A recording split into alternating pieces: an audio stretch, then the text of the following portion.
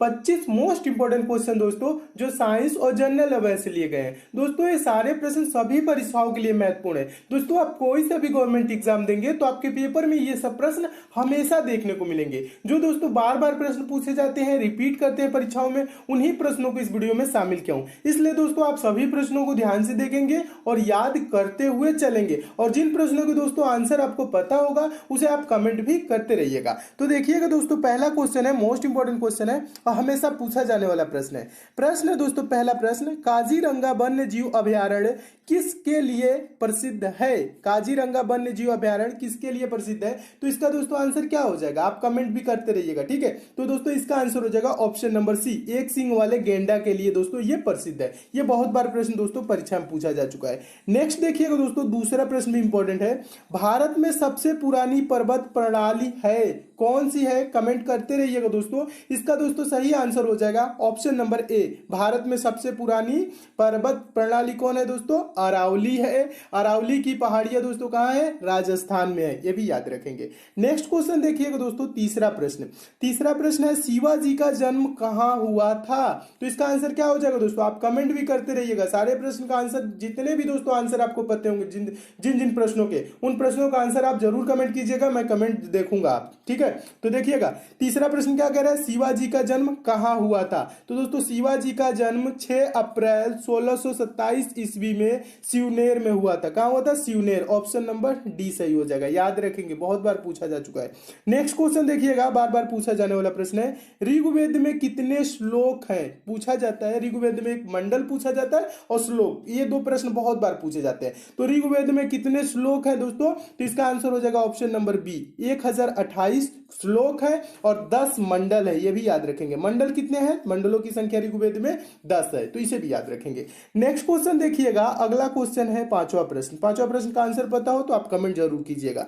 प्रश्न है, स्वराज पार्टी की स्थापना किसने की? स्वराज पार्टी की स्थापना किसने की? तो इसको चारों ऑप्शन दोस्तों पढ़ेंगे तो ऑप्शन नंबर ए सही हो जाएगा, CR दास और मोतीलाल नेहरू ने।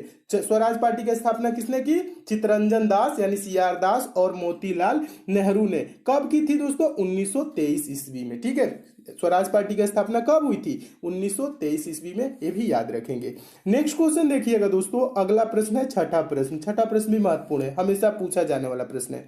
प्रश्न है, तराइन की पहली लड़ाई किस वर्ष में हुई? तराइन की पहली लड़ाई किस वर्ष में हुई? आंसर पता हो तो दोस्तों आप कमेंट जरूर कीजिएगा। दोस्तों तराइन की पहली लड़ाई 1191 में हुई, ठीक है। ऑप्शन नंबर पहला सही हो जाएगा। और तराइन का दूसरा युद्ध कब हुआ था दोस्तों? 1192 में। तो याद कैसे रखेंगे दोस्तों? ये 91 में एक दिख रहा है यानी 91 में पहला, और 92 में 2 दिख रहा है यानी कि दूसरा। तराइन का दूसरा कब हुआ? 1192, और 1191 में कौन? पहला, ठीक है। दोनों को याद रखेंगे। और 1191 में दोस्तों मोहम्मद गोरी और पृथ्वीराज चौहान के बीच हुआ था तराइन का पहला लड़ाई, ठीक है। तो इसे भी याद रखेंगे। नेक्स्ट क्वेश्चन देखिएगा, अगला क्वेश्चन है सातवां, दिल्ली सल्तनत के किस राजा ने राजधानी दिल्ली से दौलताबाद स्थानांतरित किया? दिल्ली से दौलताबाद राजधानी किसने स्थानांतरित किया? यह प्रश्न बहुत बार पूछा जा चुका है। दोस्तों इसका आंसर हो जाएगा ऑप्शन नंबर सी, मोहम्मद बिन तुगलक ने दोस्तों अपनी राजधानी क्या की? दिल्ली से दौलताबाद स्थानांतरित किया। तो इसे भी याद रखेंगे। अगला क्वेश्चन देखिएगा, महत्वपूर्ण प्रश्न है। प्रश्न है, हवा की गति किससे मापी जाती है? किसकी गति दोस्तों? हवा की गति। हवा की गति दोस्तों किससे मापी जाती है? तो ऑप्शन नंबर कौन सा सही हो जाएगा? ए सही हो जाएगा। अनीमोमीटर से दोस्तों हवा की गति मापा जाता है। तो इसे आप क्या रखेंगे दोस्तों? याद रखेंगे, क्योंकि यह प्रश्न हमेशा पूछा जाता है। और दोस्तों टेकोमीटर क्या होता है? टेकोमीटर से दोस्तों वायुयान तथा मोटर नाव की गति मापी जाती है। क्या है? वायुयान तथा मोटर नाव की गति टेकोमीटर से। और बैरोमीटर दोस्तों, बैरोमीटर बताइए, बैरोमीटर हमेशा पूछा जाता है वायुदाब, ठीक है।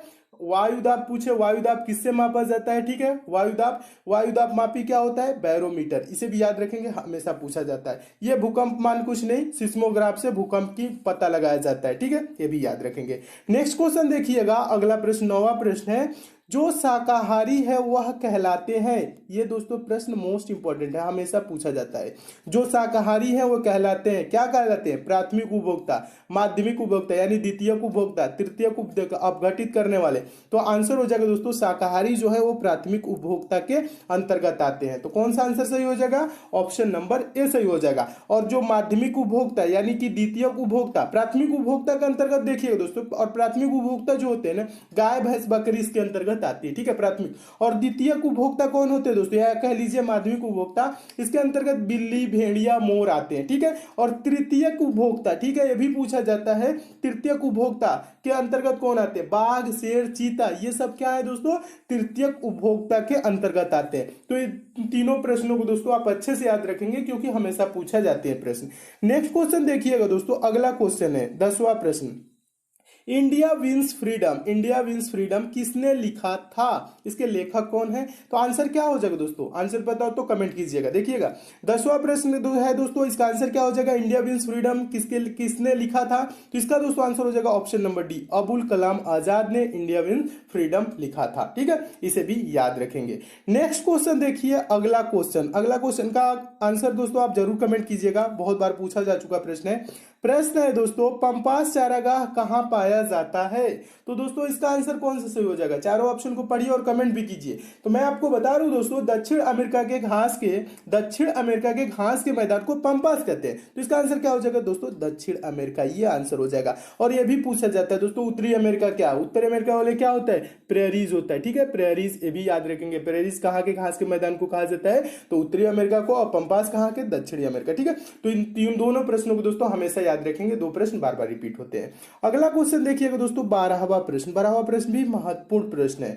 देखिए, सल्फर किसमें आसानी से घुलनशील है? 4 ऑप्शन दिया गया है, इसमें आपको बताना है। तो आंसर कौन सा सही हो जाएगा? ऑप्शन नंबर सी सही हो जाएगा। सल्फर कार्बन डाइसल्फाइड में आसानी से घुलनशील है, ठीक है। तो आंसर हो जाएगा carbon disulphide, option number C. तो इसे भी दोस्तों याद रखेंगे।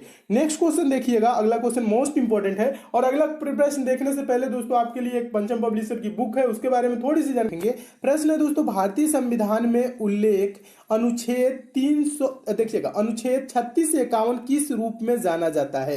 भारतीय संविधान में उल्लिखित मतलब अनुच्छेद 36 से 51 अनुच्छेद किस रूप में जाना जाता है, ये आपको बताना है। तो इसका दोस्तों आंसर क्या हो जाएगा? चारों ऑप्शन को पढ़ेंगे दोस्तों, तो इसका आंसर हो जाएगा ऑप्शन नंबर सी, राज्य के नीति निर्देशक तत्व है, ठीक है, 36 से 51। और प्रश्न दोस्तों एक और इससे बनता है, कौन सा प्रश्न बनता है कि राज्य के नीति निर्देशक तत्व कहां के संविधान से लिया गया है, कहां के संविधान से अपनाया गया है या लिया गया है? तो दोस्तों ये भी याद रखेंगे, राज्य के नीति निर्देशक तत्व आयरलैंड के संविधान से लिया गया है, तो इसे भी याद रखेंगे। और दोस्तों मौलिक अधिकारों का वर्णन किस अनुच्छेद में है दोस्तों? यह भी पूछा जाता है। तो अनुच्छेद 12 से 35, किससे दोस्तों? अनुच्छेद 12 से 35। और 36 से 51 दोस्तों कौन है? राज्य के नीति निर्देशक तत्व, ठीक है। तो दोनों प्रश्नों को याद रखेंगे, दोनों प्रश्न हमेशा पूछे जाते हैं। नेक्स्ट क्वेश्चन देखिएगा दोस्तों, अगला प्रश्न 14वां प्रश्न है। 14वां प्रश्न, उच्च न्यायालय के न्यायाधीशों किनके द्वारा नियुक्त होते हैं, यानी उच्च न्यायालय के न्यायाधीशों की नियुक्ति किसके द्वारा की जाती है? तो इसका दोस्तों आंसर क्या हो जाएगा? ऑप्शन नंबर इसका बी सही हो जाएगा, राष्ट्रपति के द्वारा की जाती है, ठीक है। तो इसे भी याद रखेंगे।